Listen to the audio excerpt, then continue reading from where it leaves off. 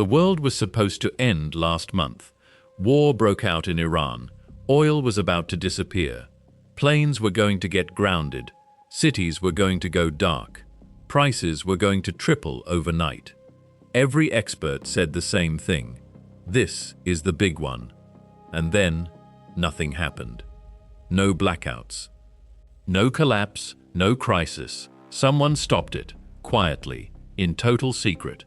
And it wasn't the US. It wasn't Saudi Arabia. It was China. Today, we expose exactly how they did it and why. To understand what almost broke, you first have to understand how fragile the global oil system really is. The world consumes roughly 100 million barrels of petroleum every single day. Production, shipping, refining, and inventories all have to work together continuously. There is no giant warehouse holding months of global consumption. Oil doesn't sit around waiting for a crisis. It moves through pipelines, across oceans, into refineries, and eventually into cars, airplanes, factories, and power systems. Think of the entire system like a river. As long as the water keeps flowing, everything downstream works perfectly. But block the river, and the consequences spread fast. Factories slow down, airlines cut flights, transportation becomes more expensive, and eventually, consumers feel it at the gas pump. That's why one narrow waterway matters so much: the Strait of Hormuz. The Strait of Hormuz connects the Persian Gulf with the Gulf of Oman and the Arabian Sea. It's barely 30 miles across at its narrowest point, and through it flows around 1/5 of the entire world's petroleum liquids. Major oil producers depend on the Persian Gulf. Major Asian economies depend on the energy moving through it. There are alternative pipelines and routes, but they cannot completely replace Hormuz. So when shipping through the strait is threatened, the market doesn't only ask how much oil has actually disappeared, it asks how much oil could disappear next, and that question alone can send prices soaring. Because oil markets don't wait for the shortage to happen. They price in the possibility that it might. This isn't the first time the world has discovered how dangerous an oil disruption can be. In 1973, an oil embargo against the United States and several other countries triggered shortages, long gasoline lines, and soaring prices. The lesson was brutal.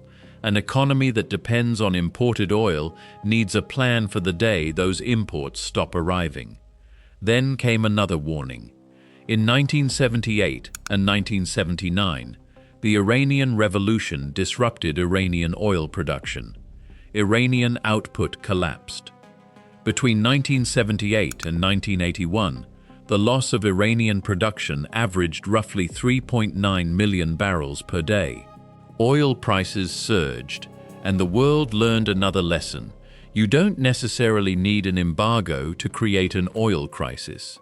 Political instability in one major producing country can be enough. 1973 and 1979 taught the world a brutal truth. Relying on imported oil is a dangerous vulnerability. But in 2026, that vulnerability wasn't about production anymore. It was about transportation. The oil could still exist. It could still be produced. But what if it couldn't move safely? That is where the Strait of Hormuz became so important. When conflict threatened shipping through Hormuz, tankers faced greater risks. Insurance costs increased. Shipping slowed. Traders began preparing for the possibility of a prolonged disruption. And suddenly, the world had a mathematical problem. A huge amount of oil normally moving through a critical choke point might no longer move normally. Some oil could move through alternative routes. Countries could release strategic reserves. Producers could potentially increase output. Consumers could reduce demand. But none of those solutions could instantly replace every barrel that might be disrupted. The math wasn't adding up. And that is where the story takes an unexpected turn. Because analysts started looking at China. China is the world's largest crude oil importer. So during an oil crisis, you would expect Beijing to do exactly what everyone else was doing: buy more, secure additional cargoes, compete for scarce barrels, protect itself before prices went even higher. But the data suggested something very different. Import data showed Chinese crude purchases had dropped by several million barrels a day. Think about what that means. That's more oil than India imports, period. More than Britain, France, Germany, Italy, and Spain use, combined. One country. One choice. China wasn't suddenly producing millions of additional barrels. It was doing something much more unusual. It was reducing how much it needed to buy. And every barrel China didn't need to purchase was one less barrel competing for supply in the international market. That doesn't mean China single-handedly saved the world, but it does mean China's behavior mattered a lot. Here's where the mystery becomes a strategy. China has spent years building multiple layers of energy flexibility. No single one explains everything, but together they can make a huge difference. Let's look at the 4 threads of their quiet master plan. Thread 1, the refinery pivot. Early in the war, Beijing quietly ordered its refiners to slow down. Less crude entering the refinery meant less crude China needed to purchase. They also stopped exporting fuel, gasoline, diesel, jet fuel, all of it. Less fuel shipped out meant less crude oil needed to make it in the first place. Analysts figure that alone shaved off close to 500,000 barrels a day. Thread 2, the coal surge. China had already been building coal plants at a staggering pace. More than 50 large ones in a single year. When the crisis hit, those plants ran harder. Coal quietly took over jobs oil used to do, making plastics, making fertilizer, feeding factories. Call it another 500,000 barrels. Gone. Thread 3, the roads and the rails. Domestic flights got cut. Passengers shifted to China's enormous high-speed rail network instead. Electric vehicles, already a quarter of everything on the road, picked up even more of the slack. No gas tank to fill means no barrel to import. Another 500,000, maybe more. Thread 4, the ocean of oil. And then there is the second part of the equation, storage. Somewhere in China, hidden from public view, sits an amount of oil that shouldn't exist. Beijing has never published a number for its strategic reserves. It's treated as a state secret. But oil has to be stored somewhere. And storage tanks are hard to hide from a satellite. So analysts do something almost absurd. They count the tanks from space. They measure how the floating domes on top rise and fall with how full each one is. The estimate that comes back is staggering, somewhere between 1.2 and 1.4 billion barrels. More than every other country's strategic reserve added together. Enough that if China drew down 4 million barrels a day from it, the stockpile would last nearly a year before running dry. Compare that to everyone else. India could run on its reserve for about 4 days. Most of Europe, maybe 2 to 3 weeks. Even the United States, with the largest strategic reserve in the world, built up over half a century, would burn through it in about 60 days. China wasn't playing the same game as everyone else.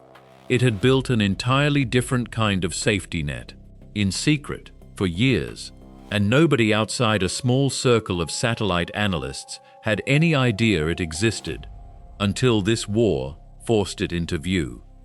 A stockpile that size doesn't appear overnight. It gets built quietly, year after year, out of oil other buyers didn't want. Start with Iran. Decades of US sanctions have locked most of the world out of buying Iranian crude. Add Russia. Cut off from Western buyers since the invasion of Ukraine. 2 major oil producers, both desperate for customers. Both sitting on oil the rest of the world was too afraid to touch. China said yes, quietly, and at a steep discount. The oil moves through what's sometimes called a shadow fleet. Tankers that switch off their tracking signals, swap ownership on paper, transfer cargo ship to ship in open water to blur where it actually came from. It gets relabeled, refined through smaller independent plants, and paid for through banks far from Wall Street's reach. And here's the real trick behind all of it. The payments increasingly skip the US dollar entirely. Oil has been priced and settled in dollars for generations. That's exactly why the United States has so much leverage over who gets to buy and sell it. Route the payment through China's own currency instead, and that leverage simply doesn't apply. The trade becomes far harder for Washington to touch. That's how you build a billion-barrel reserve that barely shows up on anyone's radar, and get it at a discount while you're at it. At this point, it's tempting to say, China secretly saved the world. But that's probably the wrong way to understand what happened. China wasn't doing this because it suddenly decided to rescue America or Europe. China had a very powerful reason to protect itself. A global oil shock is terrible for China's economy. Higher fuel prices increase shipping costs. Factories become more expensive to operate.